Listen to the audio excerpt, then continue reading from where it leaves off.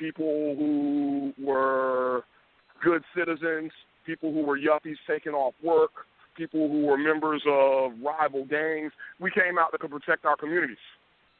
Right. We came out to ensure that our people who might not share our perspective on distractivism were not harmed in their ignorance. We were also aware that we weren't necessarily looking for somebody with a hood on or somebody with a spider web tattoo on their elbow. We were aware that, and I can only speak for me and my folks, we were aware that, you know, the power of the KKK is in the fact that they can take off their hoods and they become the invisible empire. Right. And so, you know, sad to say, you know, like I said, for folks of us who have grown up in the shadow of Confederate iconography, we feel like the grander threats lie in other places. And we came out to ensure that those threats did not feel comfortable showing their faces with no regard to our history, our legacy, and our futures. And so that's what brought out the local folks, you know. It was the fact that some people, some extra local folks with ideologies that no right and exact thinking mind would be down with, said that they were going to come out. And so we came out to pull some sheets off folks. But the folks anticipating that didn't even wear their sheets, and they just mixed in like wolves amongst the sheep. Wow. So you're figuring to do it. With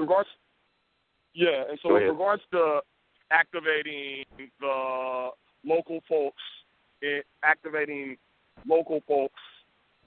Durham folks in movements such as this, I think it has to be incentivized in tangible ways.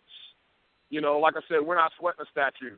The tangible ways in which it can be incentivized, you know, I think that a lot of times people who are a very, very mixed bag of activists has an excellent swell and critical mass of folks when they're talking about raising the minimum wage.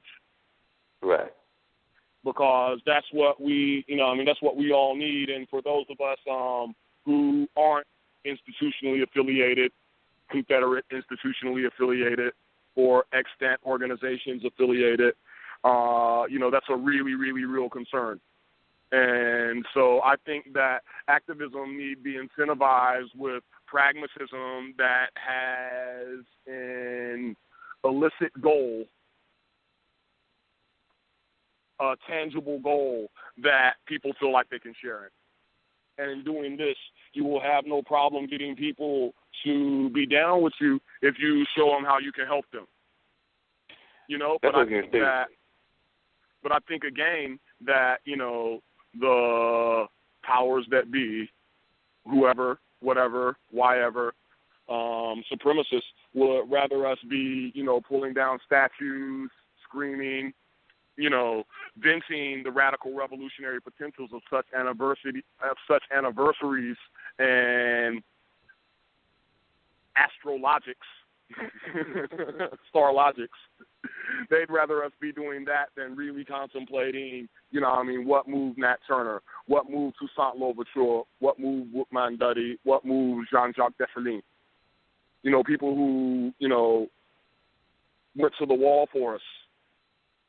People who, you know, first black revolutionary republic, the first black republic in the world, in history. Right. You know, it's their birthday. And, you know, I mean, we out here, you know, partying with our enemies with their mask off. Hmm. And like I said, the powers would much rather us doing that than having this conversation with our kids under a solar eclipse. Wow.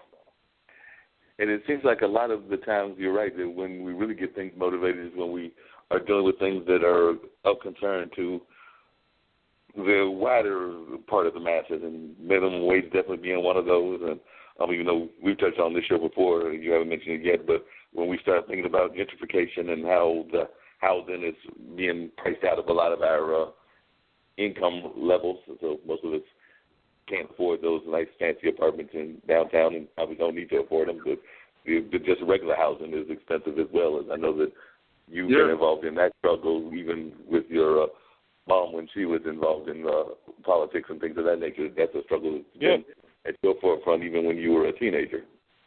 Yes, sir. Yes, sir. Affordable housing is near and dear to me simply because, the political vogue of affordable housing right now is based on a reality that POCs have known forever, that there isn't, and that, and that is based in, the early post-Civil War disenfranchisement of land that I mentioned, as was associated with the disarmament of blacks, and so, people know that the amount of social and political leverage you have without ownership of land is limited. And so the lack of affordable housing is part and parcel of an African-American disenfranchisement agenda that's been in play since the end of the Civil War, since before the Civil War, really. I think that, and this is another one of my, I won't call it a peeve, but one of my critiques of the affordable housing movement. So many times, housing becomes affordable, but it doesn't target long-term residents of the neighborhoods who've been long-term renters. So under the auspices of affordable housing, first home buyers programs in Durham, and I love all our people coming here and from here. I know why we're coming here. I live here. It's great. It's beautiful.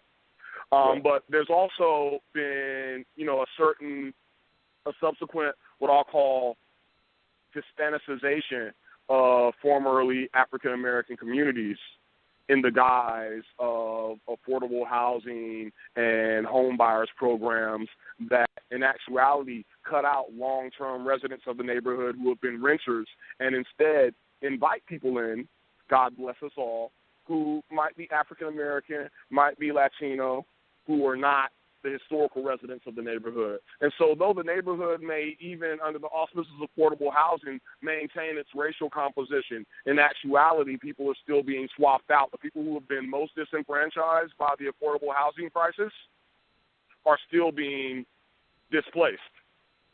Yeah. And so I feel like there need be a point-by-point conversation as to what the goals of affordable housing is, who has been most impacted by it, and how we can ensure that those folks are not lost in the sauce in order to ensure that certain numbers, statistical criteria are met, but interpersonal community and social criteria are elided or dismissed or forgotten or ignored. Yep. Now, one of the other things that our other guest was talking about, and she was talking about it happening in Tulsa, was just how a lot of our folks are also getting caught up in the prison system, because she was actually referring to it in Tulsa, which I did not realize this, but she told me that they're number one in terms of the rate of females that are incarcerated, that being, Dean, did she say the entire state of Oklahoma, or did she just say Tulsa? Huh. That's heavy. Yeah. And Tulsa, Tulsa with its history, a race riot, I may be mistaken, but I'm pretty sure the Tulsa race riot is what sent John Hope Franklin's family to the East Coast. I believe that you're right. The John Hope Franklin Center is in Durham, and it's where I got, my intellectual bones. God rest Professor Franklin, and salute to Boona, his son. I think that, and I feel like that's, it's great that you link those points, because a critical point is if someone's been convicted of a felony, they're not allowed to live in affordable housing. And when you deal with exceptional targeting that's been focused on African Americans and Latino people of particular communities, the affordable housing model as it is currently instituted in actuality uses the wrongful focus of the prison industrial complex on African Americans to ensure that historical residents of communities aren't those who gain the affordable housing in those places. This is one of the linchpins. You know what I mean? It's like just like, you know, if you live in the projects, your son can't live with you if he got a charge. Wow, I didn't realize that. So if you live in the projects and your son has a charge, they can't live with you even though that's your biological offspring? No. You know what I mean? Some people say it's a motivation to ensure the breakup of black families also because fathers who have been part of the prison industrial complex are disallowed to live with their children and lovers if they live in affordable housing, if they live in Section 8. And so, you know, they say that this is one way the black family is fragmented by creating a dissonance between the economic opportunities offered by the government for low-income women and their association with their men who many times have felonies. Now, one of the other things that you mentioned was the history and the history of Duke, and Duke has connections to Central and Durham Tech, and just history throughout Durham. It used to be connected, I guess, still is to some degree to our bus system and everything.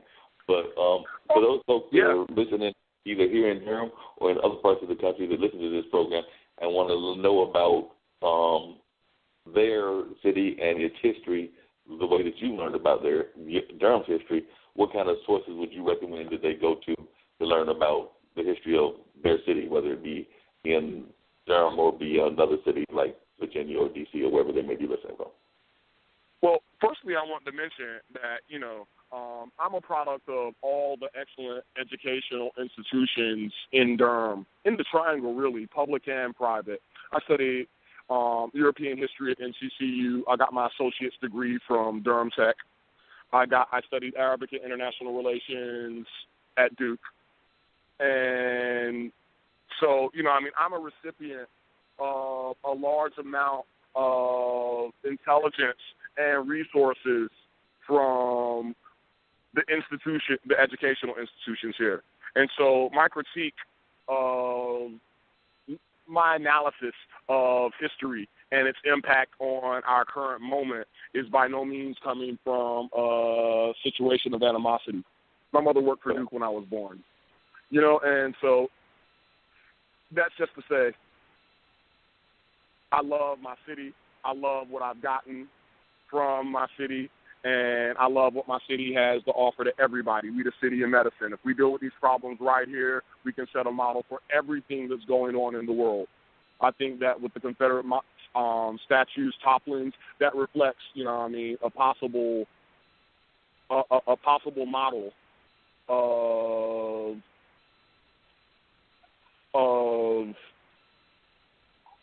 transportable activism. And it seems like it even impacted some of the other things, because as soon as the monument toppled, then we just recently heard that Duke has announced that they're going to move the Robert E. Lee statue. I believe that UNC is talking about moving Salem. Well, they did that, you know, and my critique of that was that so many of the faculty, staff, and students who were applauding the raucous display that happened in downtown Durham would be loath to see such actions occur on campus.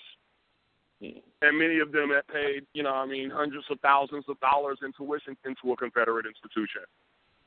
I had taken the position that, you know, if you understand the history of supremacist organizations, like I started off talking about, you realize that them statues but matter a lot less than what is unseen. With regards to what people could do in order to learn about, you know, the histories of their hometowns, you know, I would say, you know, a lot of cities have formal or informal biography